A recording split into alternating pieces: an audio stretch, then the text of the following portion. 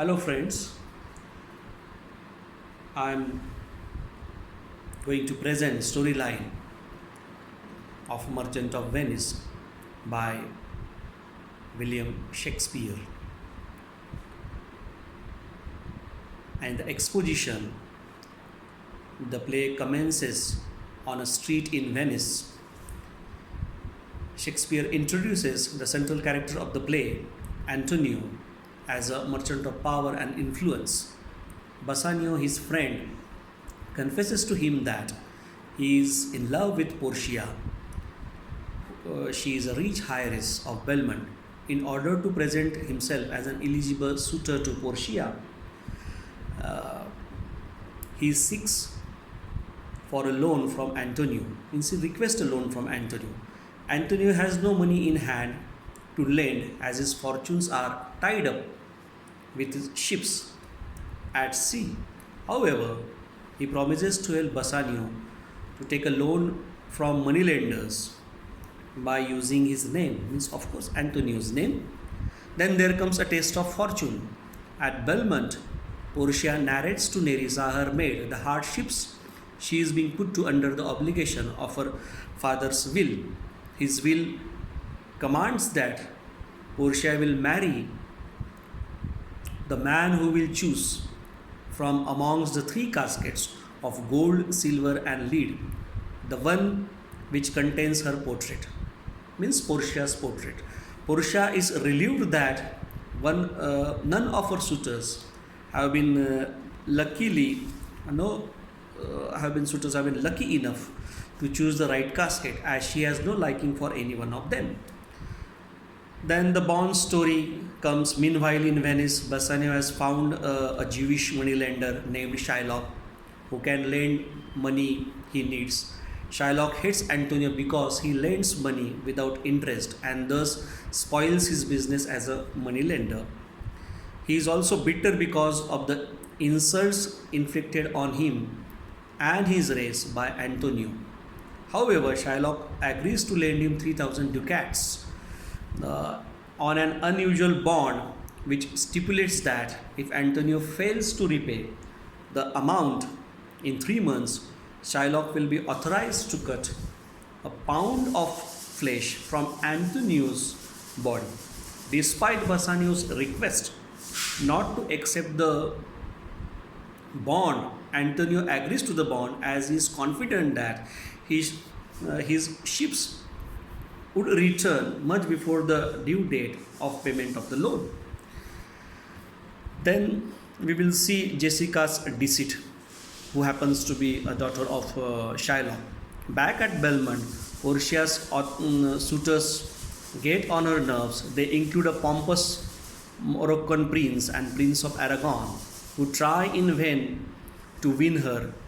In Venice, a romantic subplot develops when Shylock's daughter Jessica falls in love with Lorenzo, a close friend of Antonio and Bassanio. Lorenzo elopes with Jessica by disguising her as a boy. While eloping, Jessica steals her father's money and jewels. Shylock becomes furious at his daughter's betrayal and loss of his money. He is consoled somewhat on hearing that Antonio has lost his ships. Out of hatred for him, he claims his bond. Then we will see choice of caskets. Bassanio reaches Belmont to try his luck at the lottery of caskets and to win Portia. Portia tries to persuade Bassanio to stay at Belmont for a few days before making his choice of caskets, so that she could enjoy his company. Bassanio, on his part, cannot endure the uncertainty of the lottery and wants to try his luck as soon as possible. Portia is overwhelmed with joy when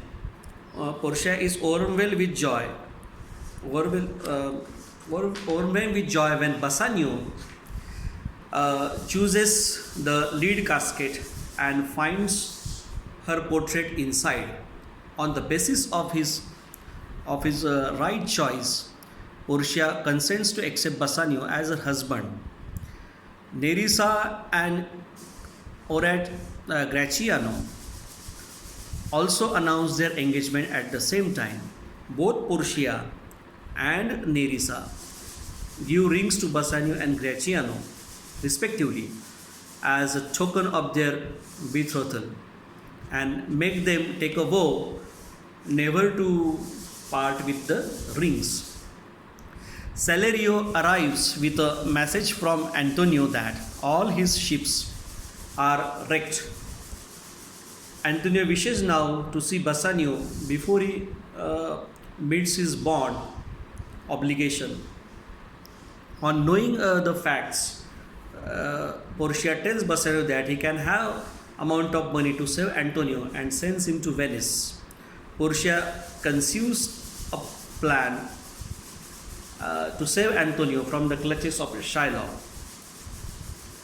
She seeks advice of a lawyer, and a lawyer advises her that, and he instructs her that to go in the Venice in lawyer's dress.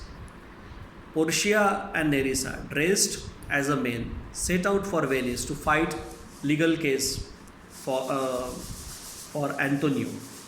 The trial of Antonio begins at the Duke's court. Portia, disguised as a young lawyer, arrives to defend Antonio. Bassanio is unable to recognize Portia in disguise. She makes an eloquent speech requesting Shylock to show mercy to Antonio, but Shylock is adamant to have his bond. At this moment, Portia, showing her intelligence, tells the Jew that, according to the terms of the bond, he is entitled to cut off a pound of flesh from Antonio's body without shedding a single drop of blood. She warns Shylock that if he sheds a drop of Antonio's blood, all his wealth and lands will be confiscated. Shylock realizes he cannot have his pound of flesh and shows his willingness to accept the original loan amount. Portia insists that Shylock only can have merely justice and his bond. She accuses him of an attempt to take the life of a Venetian Christian and leaves his assets after his death to his daughter.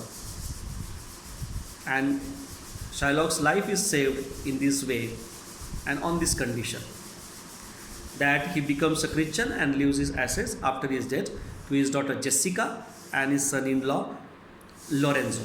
Shylock's desire for revenge recoils on him, means boomerangs on him, and he has to lose his property, his daughter and his religion also.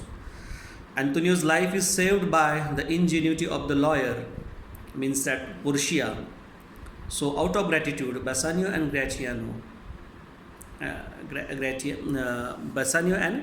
Gratiano give away their rings to the lawyer and his clerk, though quite unwillingly. Then all ends happily. Portia and Nerissa reach home at Belmont just before their husbands arrive. Finding their rings missing, the ladies are annoyed and scold their husbands for parting with their rings. After a lot of fun and teasing, Portia unfolds the whole mystery that she herself was the lawyer and Nerissa was her clerk. She further brings the good news that Antonio's ships have returned at the harbor carrying rich cargo. Lorenzo and Jessica are presented with Shylock's deed of gift, signed and sealed in accordance with the court's decision. Thus the play ends on a happy note with triumph of loyalty, prevalence of romance, and defeat of greed and hatred. Thank you.